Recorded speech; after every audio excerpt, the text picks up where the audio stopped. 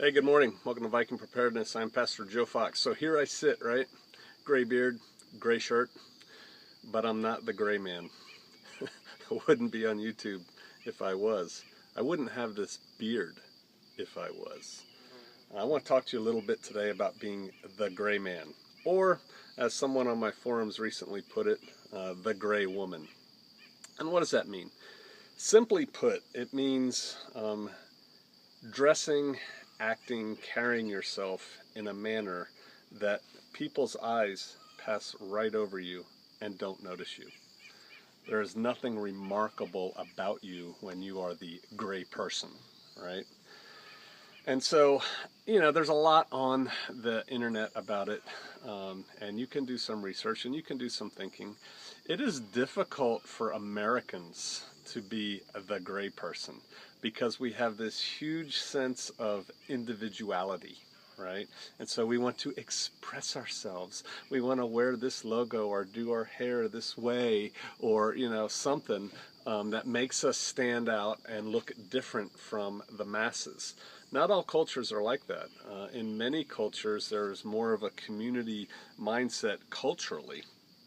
And all the people kind of look the same, and it's hard to tell them apart. But again, Americans, we kind of like to express our individuality. And so you have to tamper that down. And so what I'm going to do, this will be a relatively short video, is give you a drill that we used to do, that we used to give people to do when we were expressing this concept to them, trying to impart it to them, and let them go forth and be invisible, right? Without your little invisibility cloak. So the first thing is you have to make your face and hair look like the average person out there's face and hair.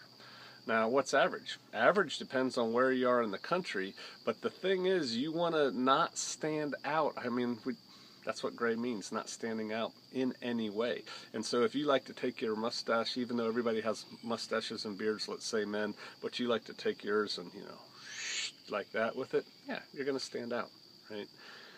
Quite frankly, for most men in most places, zero facial hair is the most gray you can get, the most unremarkable. People just look over that and don't notice it. There's nothing to comment on.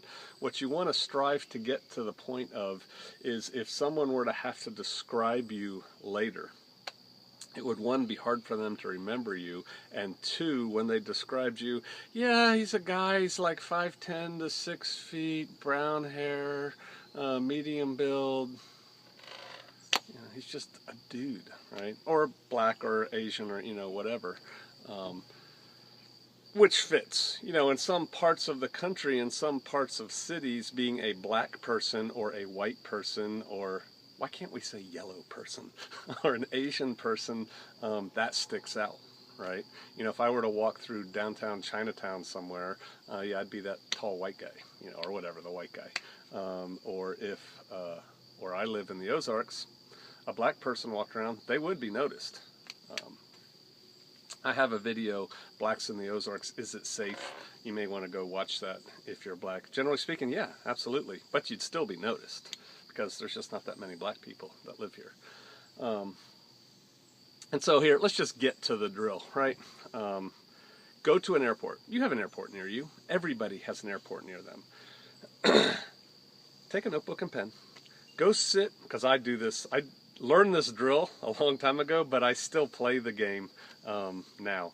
Go sit in a chair that can see all the people walking by in the airport. So sit in a busy part of the airport and sit like one row back. So you're not in the front row right facing the people, you're back one. Because the people walking up and down the aisle, they don't look 2 or 3 rows back. So sit there where you can have a good seat, a good view, and just watch people for a while.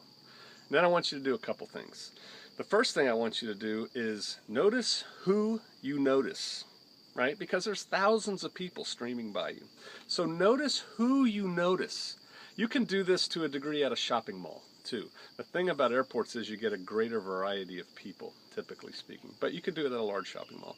Notice who you notice. Then notice, why did you notice them? What about them drew your eye to them?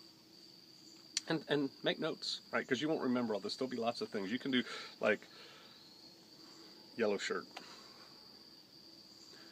a shapely woman with skin-tight clothing, right? The muscle dude, right, with skin-tight clothing.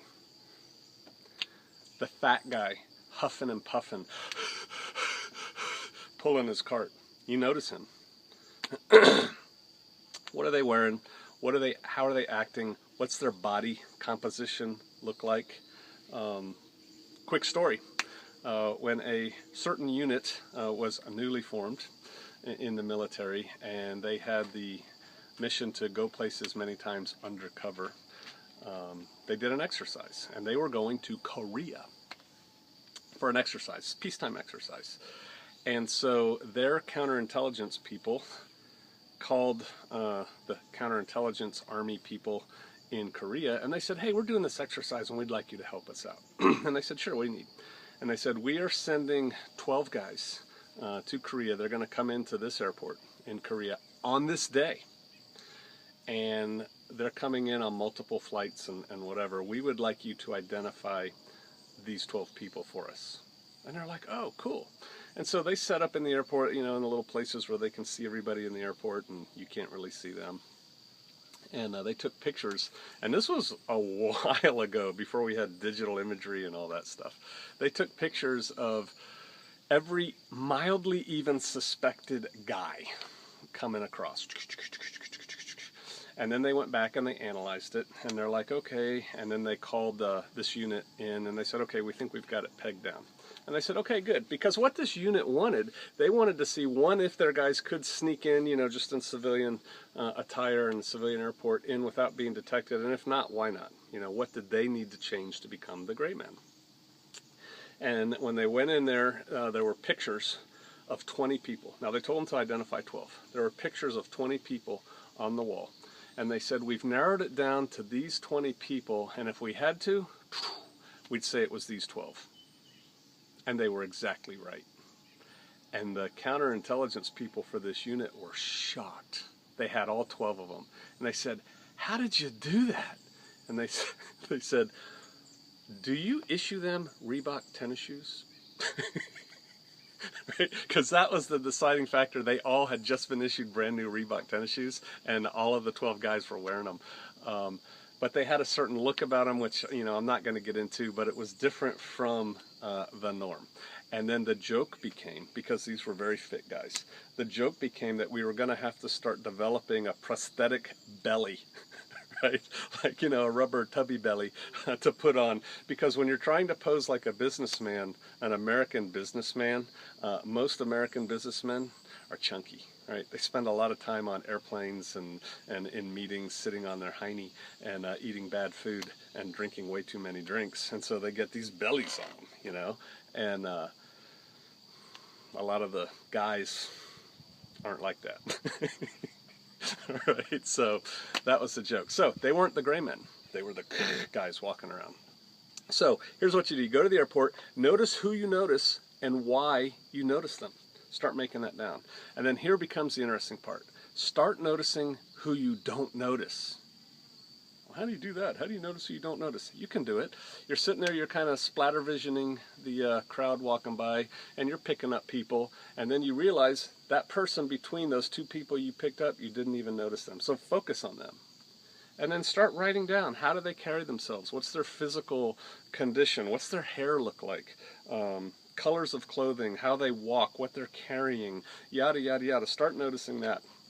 And you'll start seeing some trends. Then what you do is you start looking at people of the similar sex, well, the same sex, and similar age as you. So me, I'm a 50s-year-old white male. So you start looking at the 50s-year-old white males, and you start noticing those people who you don't notice. Now your task is to become one of them, right? So you dress like them, you groom like them, you carry yourself like them, you carry or don't carry things like them. And that's how you start becoming the Greyman, physically walking down the street. There's so much more to being the Greyman or woman other than just what I told you about, but that's a huge start right there. And this is being the gray man from people who are looking for you. You know, don't even get me on the digital media. You know, if you emit, it's picked up. If you emit anything electronically, it's picked up. Right? So you're not being very gray that way, although there are ways to do that too. Don't know that I'm probably going to get into those. But right now, look at how you dress, look at how you carry yourself, look at how you groom yourself, and that doesn't mean you have to do it now. You can be the flamboyant, you know, mustache out, blue mohawk, you know, muscle-bound guy wearing 3 sizes too small t-shirts, walking around with the earrings on, yeah! And everybody in the 3 counties that you live in know who that guy is. That's okay. If you understand gray man concepts, then you'll understand how to change into the gray man and walk away while everybody's looking for the purple mohawk or whatever. Things to think about, things to start working on. Now, most of you are sitting there going, yeah, that's an interesting idea, and you're not going to do it. Go do it. Take a field trip. On your day off, go to the airport. Sit in the arrival section. You know, you don't even need to go through metal detectors or anything. Sit in the arrival section and just watch people and take notes.